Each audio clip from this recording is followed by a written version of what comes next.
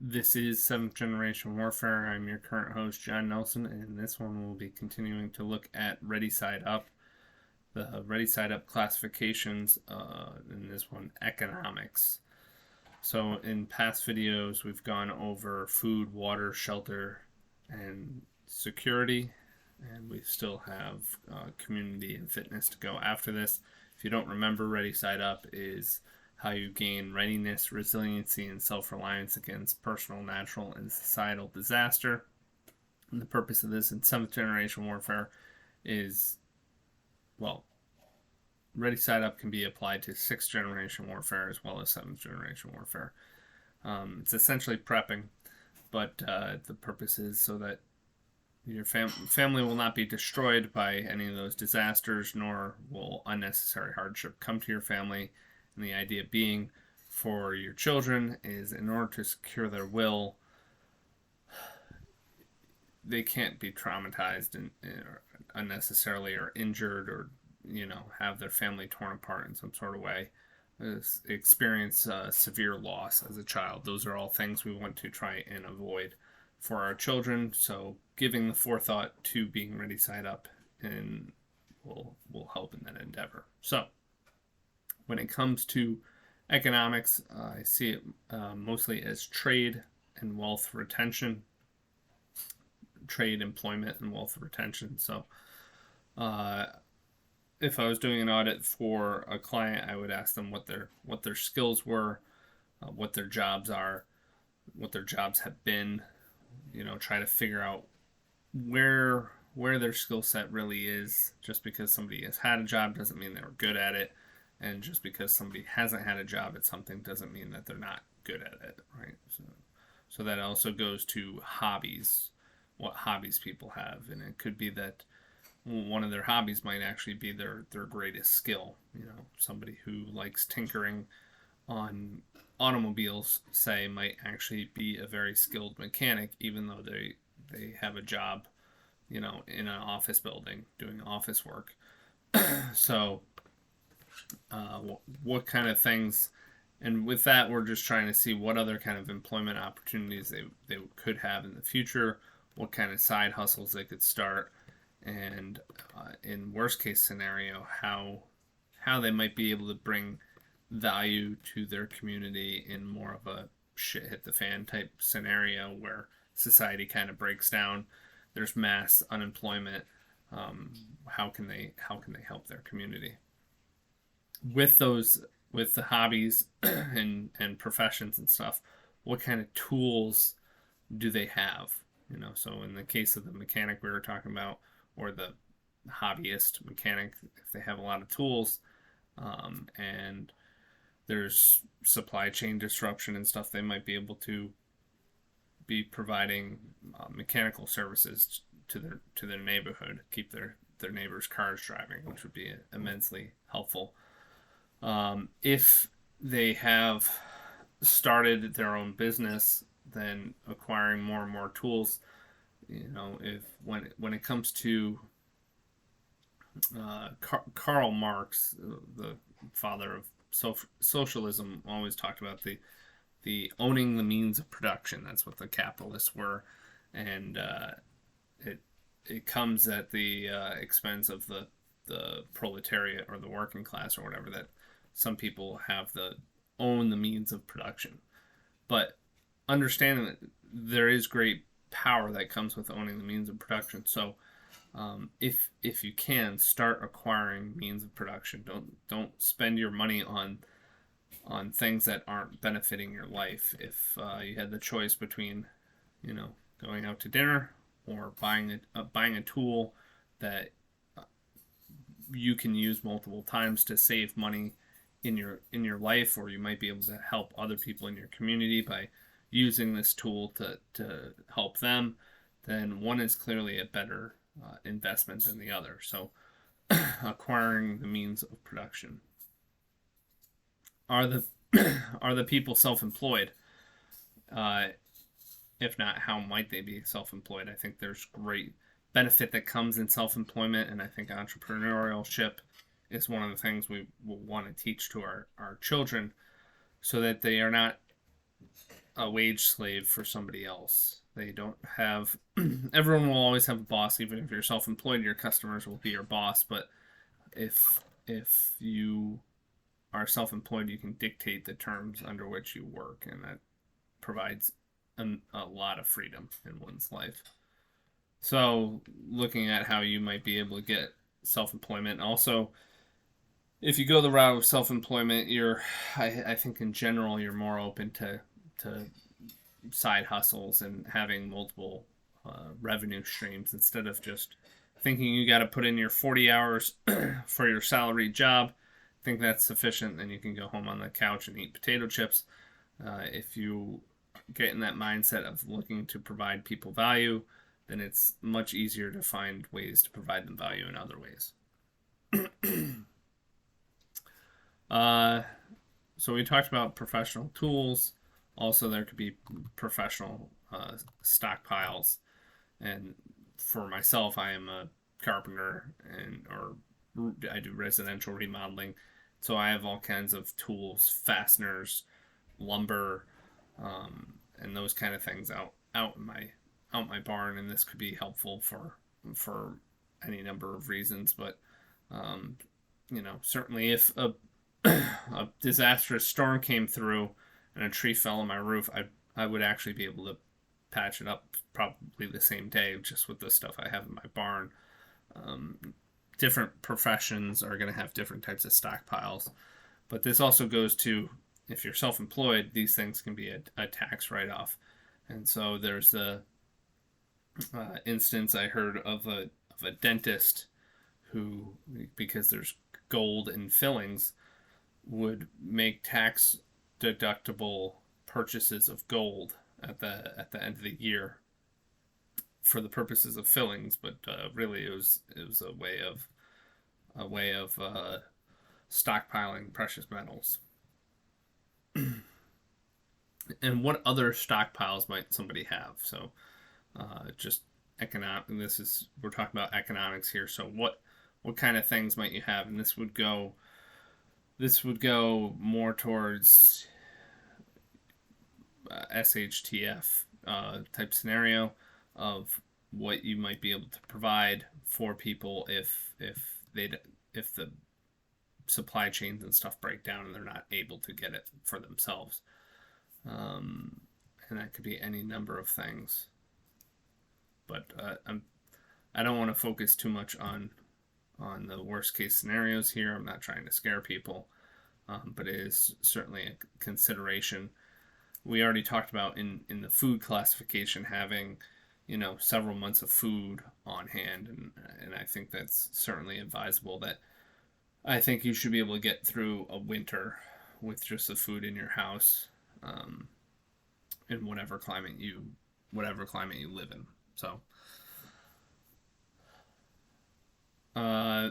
what people's vehicles are and what your vehicles are and how many vehicles you have limits your ability to secure employment and things like that. But also alternative vehicles, if your vehicles break down, what is the condition of your vehicles? But there could be a time when gasoline is either hard to get, grossly overpriced, or becomes even super politically not favored, right? So in that case, you're gonna have a bicycle, or what are you gonna have to get around? Do you live in the country or the city? That might determine what kind of vehicles you might need. But transportation is huge, and the success of the modern American family depends on their ability to transport themselves. Disposable income. So this is going to be different for everybody, and this goes into the next question about budgeting, but hopefully you are acquiring enough income that you can start to budget and save, and that savings can go to many things. Hopefully a little bit of it goes to becoming ReadySide Up, and so looking at your budget. Emergency budget is included in that. I would ask people if they have emergency funds, probably about 6 months, but everybody is different. It depends on your employment status and many other things above. But if you're employed and you get laid off, you don't want to be begging all your friends and family to provide for you. You should be able to live a normal lifestyle until you find another job. Cash on hand.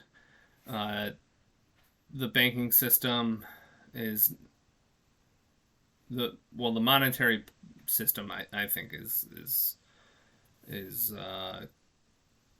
not a good institution or force in society, and I have my concerns about participating in it. But also the banking in general. With this video is made in 2023. There's been a number of banking collapses, and there appears like it might be more coming in the future. So being able to get your money out of banks, if banking institutions are failing, could be extremely hard, and so having some cash on hand, and not needing to have to run out to the bank to get it, is something you might want to look into. But also, as I was saying about the monetary policy, the Federal Reserve, debt-based monetary policy, it's one of the ways you can get around that is precious metals, and I'm an advocate of precious metals. So I would be asking people if they know much about precious metals. Do they have precious metals? What percentage of their finances they put into precious metals. Also, what type of other investments they have, and what their philosophical position is on those. I personally don't want to support any company that I don't want to support anyone I don't know. I think society is so degraded that you can't complain about the condition of society if you're just handing your money over to people you don't know to use it as they choose. So, given that I probably don't agree with how most of the CEOs in the world conduct themselves, I don't want to give them my money, and therefore I don't give my money to Wall Street or invest in the stock market in any kind of way. How much equity somebody has in their home, the size of their mortgage, and that also goes into what other kind of debt that they might have. Debt is a very vulnerable position to be in. Debt prohibits you from taking freedoms that you otherwise would if you are. That's how you become a wage slave, is you have to service the debt that you've racked up, and so you'll comply with a lot more stuff than you think you otherwise would comply with in order to secure the job and not have your life financially fall apart. So getting out of debt is huge. Biggest debt, luckily, in the case of homes, there is an underlying asset that could be liquidated if you so chose, but paying down one's mortgage is certainly important.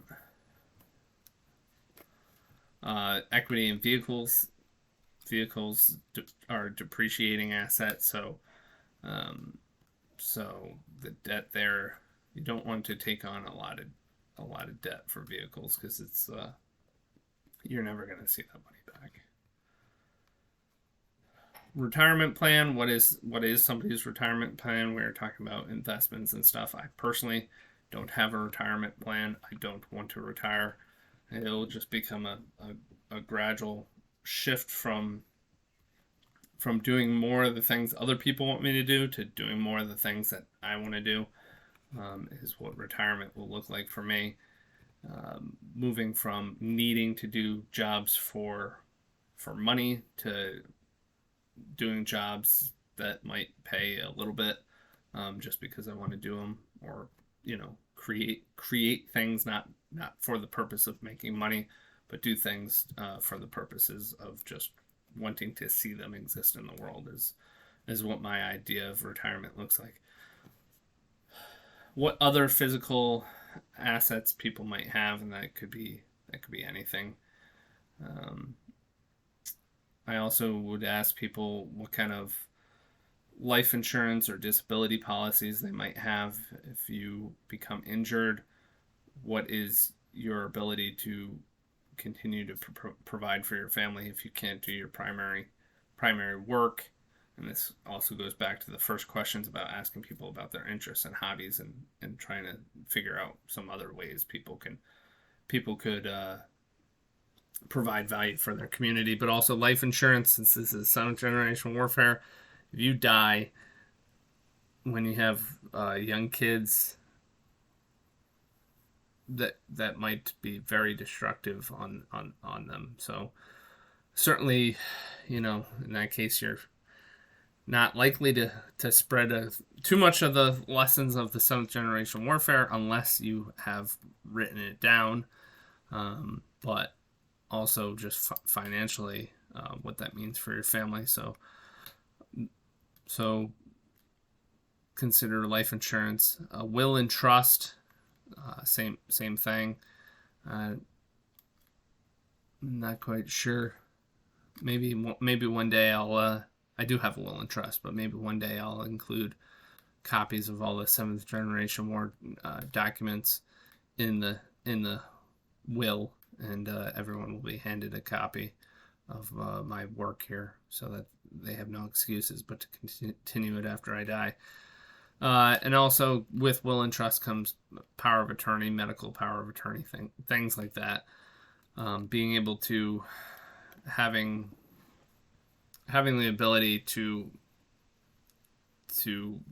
get things done if you or your spouse or whomever is disabled in some sort of way. So that wraps up the economic considerations for ReadySide Up. Like I said, it's employment, trade, and wealth retention, and it's just, I think you see the general theme is just to try and just to broaden your base a little bit. If you have if you're employed, look for ways. It doesn't mean necessarily jumping and starting a business, but start to develop skills and acquire the tools so that you can provide value for people in other ways. And as far as wealth retention, obtain real, tangible things. Spend your money on things that will appreciate in value or hold their value, or will pay you back in ownership of them. Things you can use again and again, as opposed to things that are disposable. And then making sure you budget well, making sure your investments are in line with your goals, but also in line with your philosophical values, and making sure that you have life insurance, disability, will, trust, things like that. So that all is what is included in the economic consideration of ReadySide Up. It's been a while since I've gone over some of this material, so I'm a little out of practice, but I hope you'll stay tuned for the next one. It's going to be on community, and then the last one will be on fitness. So this is ReadySide Up. I am your current host, John Nelson. Have a good night.